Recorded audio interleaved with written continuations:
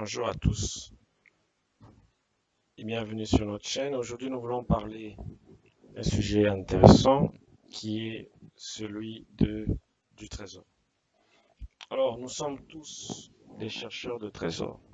Cela veut dire quoi, non? Vous vous rappelez dans les films, généralement, nous voyons des films et dans ces films-là, on nous montre toujours des hommes à la recherche d'un trésor. Soit ils vont en mer. Ils sont sur les bateaux, généralement les pirates. Ils vont en mer, ils parcourent toute la mer avec un plan pour trouver un trésor sur une île quelconque.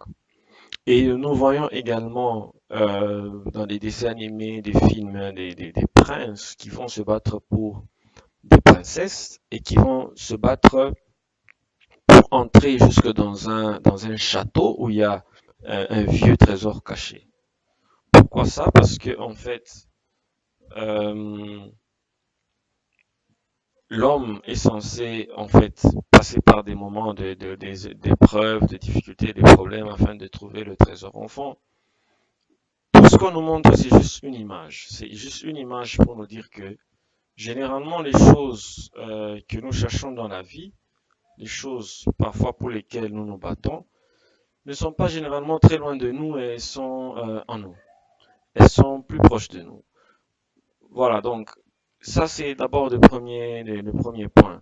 Le deuxième point, c'est que ce que les films nous apprennent, est ce que la littérature ou l'histoire nous apprend, c'est que voilà, les trésors sont généralement cachés quelque part. Avant d'y accéder, vous devez affronter un dragon, la mer ou consort.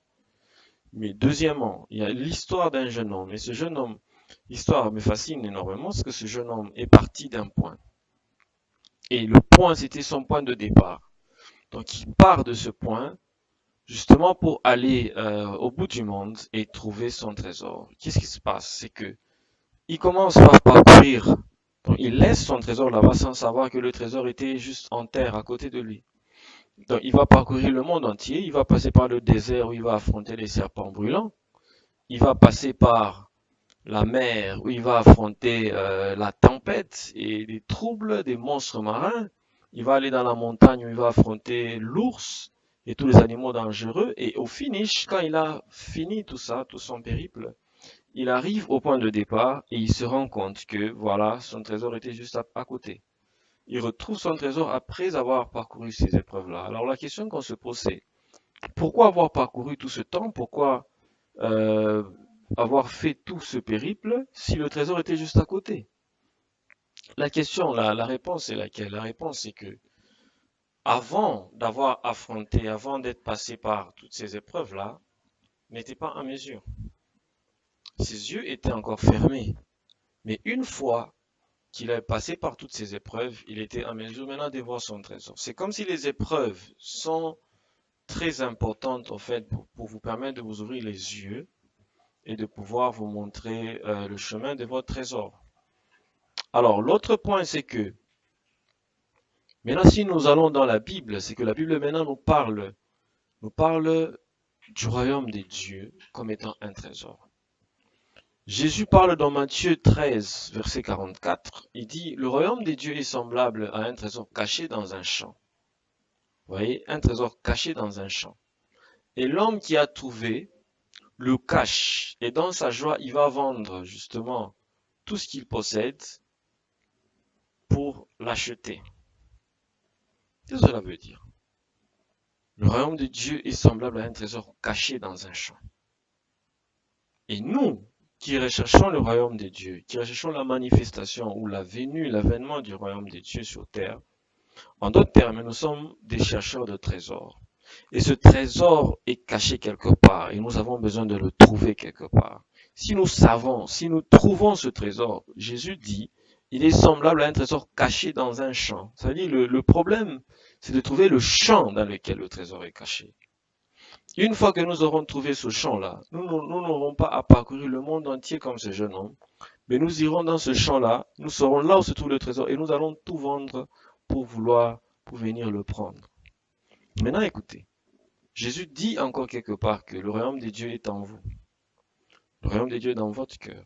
Donc, au fond, le champ dont il parle n'est pas le monde entier. C'est pas une recherche que je dois faire dans l'univers tout entier, une recherche cosmique, une recherche supra-spirituelle ou que sais-je, une recherche occulte ou je sais pas. Non, il dit c'est dans votre cœur. Le royaume de Dieu est dans votre cœur, c'est-à-dire il est en vous. Il est en vous, au-dedans de vous. Au-dedans de vous, c'est-à-dire dans votre cœur. Si vous savez entrer dans votre cœur, vous comprenez que votre cœur, c'est un champ dans lequel Dieu a enfoui des richesses. Alors, si vous le savez et que vous savez entrer dans votre cœur, vous allez trouver ce royaume et vous vendrez tout ce que vous possédez. Quand il dit de vendre tout ce que vous possédez, c'est quoi? C'est vous allez vous défaire des choses inutiles, des encombrements inutiles de la vie. C'est pourquoi il donne l'exemple du jeune homme riche. Il dit, si tu veux avoir un trésor dans le ciel, vends tout ce que tu as. Vends tout ce que tu as. Jésus ne lui dit pas justement de vendre tout ce qu'il a, mais en fait, c'est un langage pour dire, débarrasse-toi des choses qui te pèsent pour le royaume des dieux. Parce que dans le royaume des dieux, tu n'as pas besoin d'avoir 10 voitures pour en faire quoi? Pour toi seul. Peut-être tu as besoin juste d'une seule voiture, mais les 9, qu'est-ce que tu en fais? Tu distribues aux pauvres ceux qui en ont besoin. Tu as besoin d'avoir 50 chemises pour toi seul. Pourquoi faire? Tu as besoin d'avoir 20 paires de chaussures pour toi seul. Pourquoi faire? Tu vends, tu en as peut-être besoin de 2 ou 3. Les autres, tu distribues le superflu. Tu n'as pas besoin d'avoir. Il y a des gens, c'est vrai, je dis pas, peut-être parce que moi, j'ai pas encore des buildings ou des maisons, mais il y a des gens qui ont 100 buildings, 200, 300.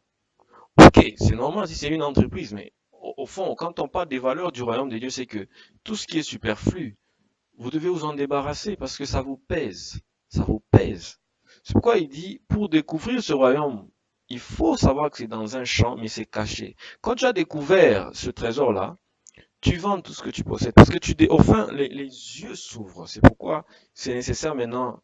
C'est là où les épreuves sont importantes.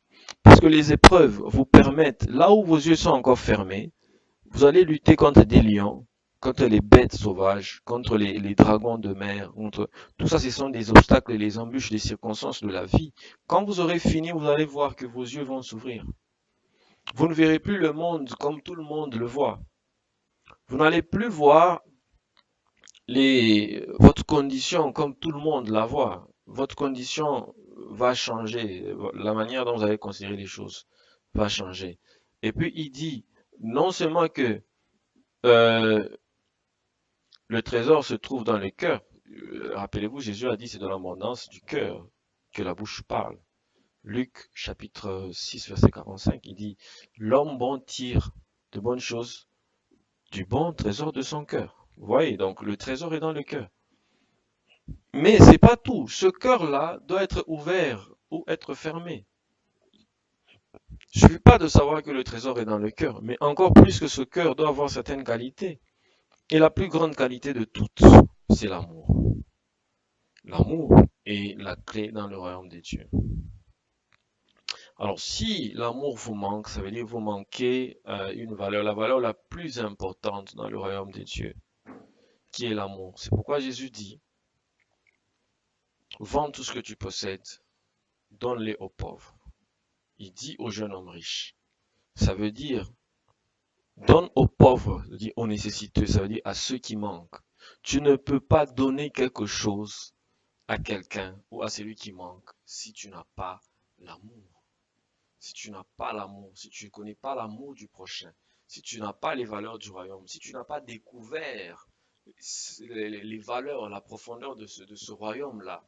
Et c'est justement pourquoi il est important de savoir que les épreuves dans la vie, parfois, elles viennent pour nous permettre à voir mieux, à rentrer dans notre cœur, à avoir un cœur transformé, un cœur qui peut aimer et aimer véritablement, et qui connaît en fait les valeurs de l'amour. Une fois que ce cœur est là, ce cœur qui comprend, qui s'ouvre, quand il s'ouvre justement, il ouvre la porte pour accéder à ce trésor. Et cette porte-là ne s'ouvre que par l'amour. C'est pourquoi dans le royaume des dieux, l'amour du prochain est la valeur la plus importante. Et tout celui qui cherche un trésor dans la vie doit savoir que le trésor que tu cherches est au fond de toi. Tout ce dont tu as besoin est déjà en toi, parce que le royaume est en toi. Mais pour que ce royaume se révèle à toi, il faut que tu comprennes l'amour. Il faut que tu exerces l'amour. Il faut que tu appliques l'amour. Il faut que tu te débarrasses du superflu. Tant que tu t'accroches au superflu, les épreuves seront là, justement pour te dépouiller suffisamment, afin que tu sois en mesure de voir que tu avais toujours ce dont tu avais besoin. C'était toujours en toi, mais tu ne voyais pas ça. Nous sommes tous des chercheurs de trésors, mais on ne peut pas chercher indéfiniment. On cherche pour trouver. C'est pourquoi Jésus dit, cherchez et vous trouverez. Celui qui cherche le royaume, il le trouvera. Cherchez premièrement le royaume. Si vous cherchez, vous le trouverez. On ne dit pas de chercher indéfiniment, parcourir le monde entier. Mais si vous cherchez en ouvrant le cœur, vous le verrez le royaume, et désormais votre vie ne vous appartiendra plus. Vous marcherez avec l'évidence d'une vie qui vit pour les autres. Que Dieu vous bénisse.